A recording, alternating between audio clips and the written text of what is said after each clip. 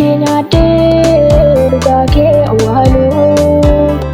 guyyaa hiisa dhumaa jireenyicha dhabuu ibidda namni sanaani barumaan qubachuu na oolchi Waaqayyoo galgala fuukkachuu imaanaa kee nyaadhee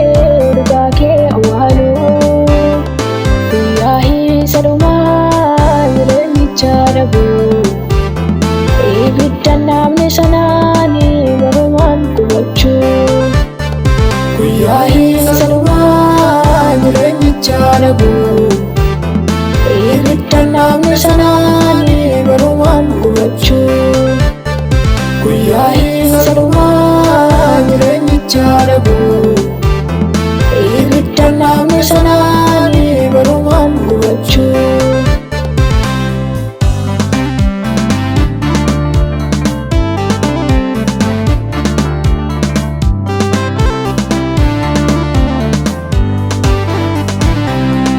Akoon lakkee maaloo meedhaloonni balballi araaraa utoo jigumini utumaa dhageenyuu mataa jabaanneerra qulqullummaa dhisnee cubbuu fixamneerra utumaa dhageenyuu mataa jabaanneerra qulqullummaa dhisnee cubbuu fixamneerra na oolchi Waaqayyoo galgala fuukkachuu imaanaa kee nyaadhee dhugaa kee awwaaluu guyyaa hiisa dhumaa jireenyicha dhabuu ibidda namni sanaani barumaan qubachuu guyyaa hiisa dhumaa jireenyicha dhabuu ibidda namni sanaani barumaan qubachuu guyyaa hiisa dhumaa jireenyicha dhabuu ibidda namni sanaani barumaan qubachuu.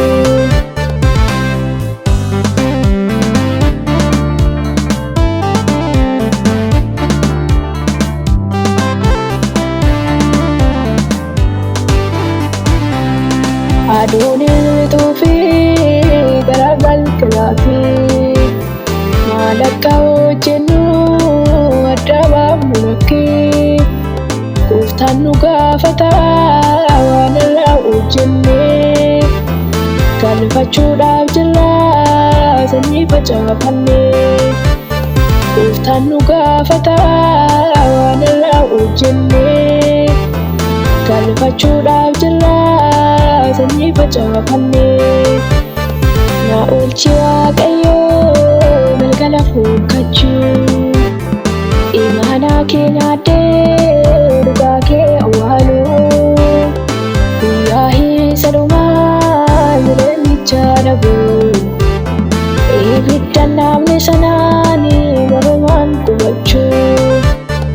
guyyaa hiisa dhumaa jireenyicha dhabuu ibidda namni sanaani barumaan qubachuu guyyaa hiisa dhumaa jireenyicha dhabuu ibidda namni sanaani barumaan qubachuu.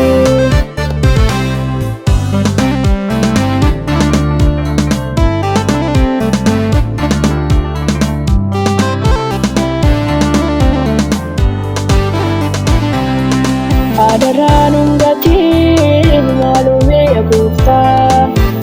gara keetti yaadnaa nu deebisa haaraa mana keenya borii Yerusaalem haaraa galleekka boqonnuu nu gargaara daraa mana keenya borii Yerusaalem haaraa galleekka boqonnuu nu gargaara daraa na oolchi Waaqayyoo galgala fuukkachuu imaanaa kee nyaadhee